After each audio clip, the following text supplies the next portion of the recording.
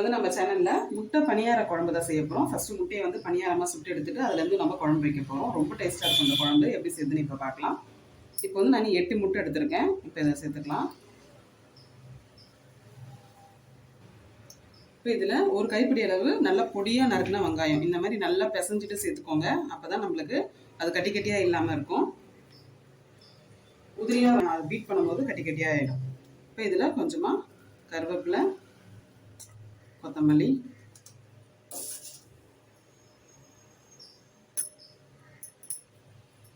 இது கூட ஒரு பச்சை மிளகாய் வந்து நல்லா பொடியாக நறுக்கி வச்சிருக்கேன், அதையும் சேர்த்துக்கலாம்.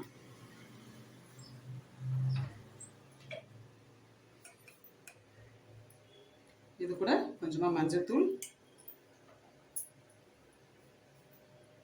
மிளகுத்தூள் எல்லாத்தையும் சேர்த்து நல்லா கலந்துருங்க. இப்போ இதில் முட்டைக்கு மட்டும் தேவையான அளவு உப்பு இதையும் சேர்த்து நல்லா மிக்ஸ் பண்ணிடலாம். இப்போ பணியாரக்கல் வச்சுக்கோங்க ஸ்டவ்வில். இப்போ இதில் எல்லாத்துலேயும் கொஞ்சம் கொஞ்சமாக எண்ணெய் சேர்த்துக்கோங்க.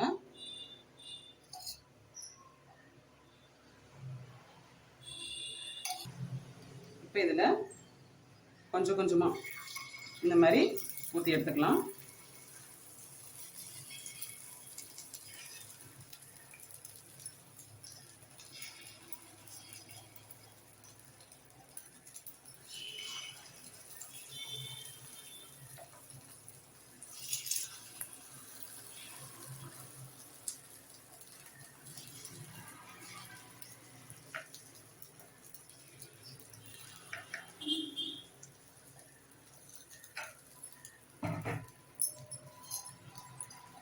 இது மேலே லைட்டாக எண்ணெய் சேர்த்துக்கோங்க. அப்படியே இதை மூடி வச்சிடலாம். அதை அப்படியே இன்னொரு பக்கம் திருப்பி வச்சுக்கலாம்.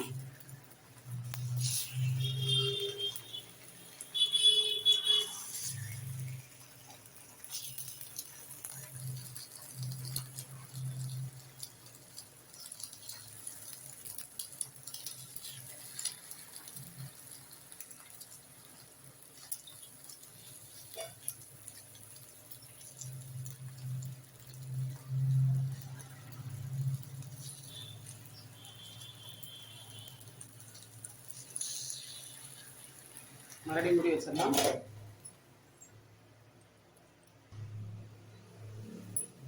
பாருங்க எல்லாமே நல்லா வெந்துருச்சு. இப்போ எடுத்துடலாம்.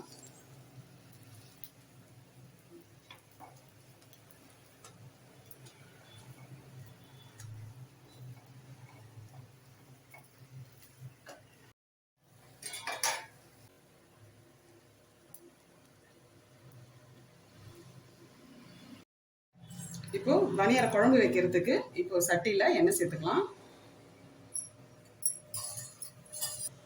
இப்போ எண்ணெய் காய்ச்சதும் இதில் கடுகு, சோம்பு, ஜீரகம் இது 3 சேர்த்துக்கோங்க. இதில் வந்து கருவேப்பிலை சேர்த்துக்கலாம். இதுலேயே 3 வெங்காயம் நல்லா பொடியாக நறுக்கி வச்சுருக்கேன், அதை சேர்த்துக்கலாம்.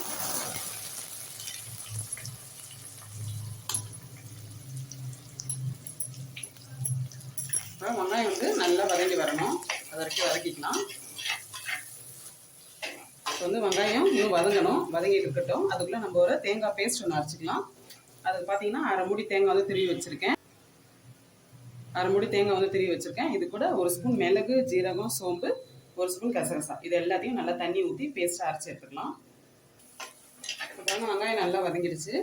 இப்போ வந்து தக்காளி சேர்த்துக்கலாம். நான் 2 மீடியம் சைஸ் தக்காளி எடுத்திருக்கேன், அதை சேர்த்துக்கலாம். இது கூட 1 ஸ்பூன் வந்து இஞ்சி பூண்டு பேஸ்ட் இதையும் சேர்த்துக்கலாம்.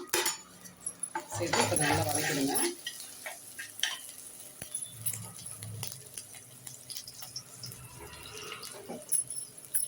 இது கூட குழம்புக்கு மட்டும் தேவையான உப்பு சேர்த்துக்கலாம். முட்டை பணியாரத்துக்கு நம்ம முட்டை வந்து ஆல்ரெடி உப்பு சேர்த்துருக்கோம். குழம்புக்கு மட்டும் நீங்கள் தேவையான உப்பு சேர்த்துக்கோங்க. இதெல்லாம் நல்லா வதங்கி வரட்டும். இதெல்லாம் நல்லா வதங்கிடுச்சு. இப்போ கொஞ்சமாக மஞ்சள் தூள் சேர்த்துக்கலாம். இதில் இப்போ குழம்பு மிளகாத்தூள் வீட்டில் அரைச்ச குழம்பு மிளகாத்தூள் வந்து சேர்த்துக்கலாம். ஒரு 4 ஸ்பூன் சேர்த்துக்கிறேன். சேர்த்து இந்த எண்ணெயிலே நல்லா இதை கலந்து விட்டுருங்க.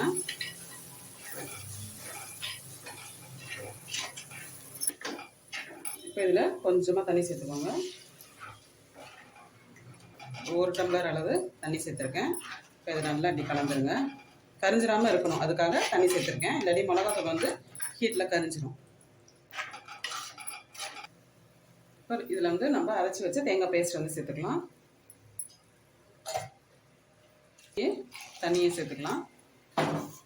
சேர்த்து இது நல்லா கலந்துருங்க.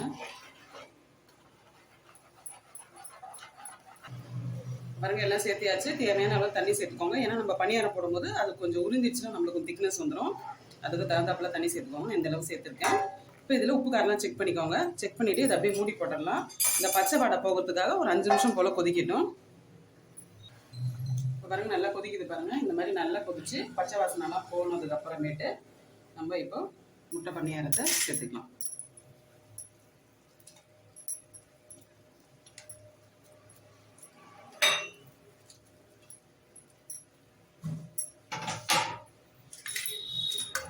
லாஸ்ட்டில் இது மேலே கொத்தமல்லி அப்படியே தூவிக்கலாம்.